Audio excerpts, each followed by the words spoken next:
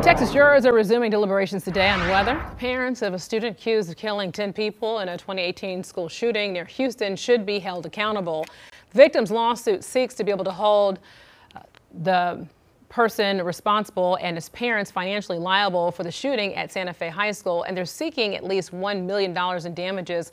Well, victims' attorneys say the parents failed to be able to provide necessary support for their son's mental health, and they just did not do enough to be able to prevent him from using their guns. So the shooter was 17 at the time of the incident. This is a lot to be able to talk about here. I want to bring in Chief Legal Analyst Collie Rhodes, because I know off camera I've asked you about other cases, and I do want to bring to the attention of this is a civil case, right?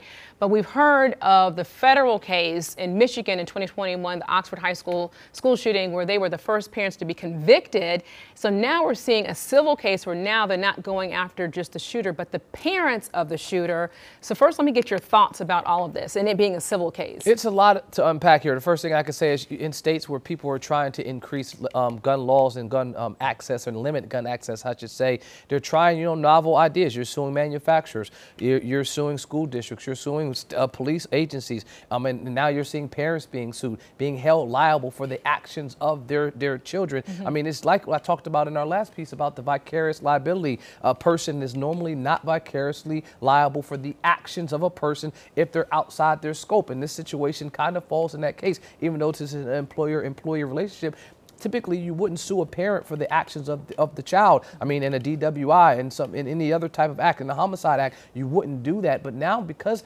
states are pushing back on gun law legislations, you have either district attorneys or individuals trying to find other ways to limit this. If you know as a parent that you could be on the hook for a homicide that your kid does, then you may be less likely to go out and get a firearm. And that's what these people are attempting to do. Do you think that that's true, though? Do you think that this is now causing parents to parent differently, because now we're hearing the fact that whether they're going to win or not, we're hearing that now they are charging and going after parents? I mean, it really is a double-edged sword, and so I think it may have a chilling effect on the folks that are actually watching these types of stories and following these types of cases. But then I don't think everyone is watching. So then on the other hand, it will punish the people that are lawfully owning and put kind of a fear into those folks. But it won't stop the overwhelming majority of things like this that are happening, where you have a mass shooting. This guy went in there and shot and killed 7 folks, or 4 folks, I should say, and injured 13 plus other people. This lawsuit is brought on behalf of the victims and the injured people. And so you have this case where people are killed and injured during a shooting, and you're just trying to find ways to stop this from happening.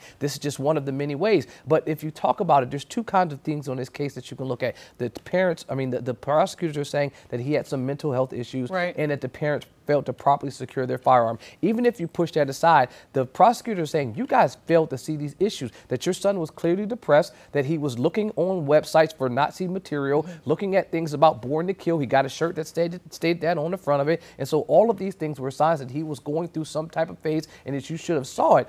And he said, and if you didn't see it, you did a terrible job of parenting. And so to double down on the fact that your child is now locked up, that he is going through these things, and they are trying to reconcile that as parents, you also now have this prosecutor painting you as this villain. And so I listened to a lot of the testimony, and I should say a lot of the opening statements, and it was hard to hear as a parent, because the mother was crying, the parent was sitting there, the father was sitting there crying, and both parents are trying to, not just form a defense, but try to reconcile what actually happened. Aside from that, you have these victims' parents and the people that brought those cases too. So this is just a mixed bag of emotions. I would hate to be a juror sitting in this, because this is a novel approach of trying to bring liability against the parent. And at the end of the day, everyone wants to be made whole. But I'm not sure if the parents that pulled no trigger, that didn't put the gun in their child's hand, are responsible for that. And that's the problem that they'll have to reconcile. So much to discuss. Collie Rhodes, appreciate your insight as always. Yeah.